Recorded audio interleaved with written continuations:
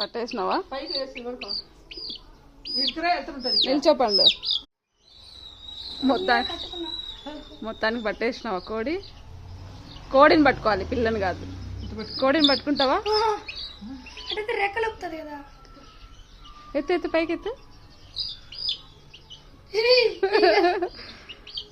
కాళ్ళు చేయి మీద పెట్టుకో, ఇట్లా హ్యాండ్ ఎగిరిపోతుంది.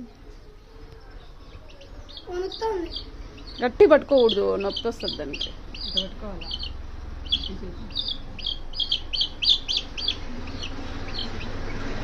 వాళ్ళ మమ్మీ ఎక్కడ?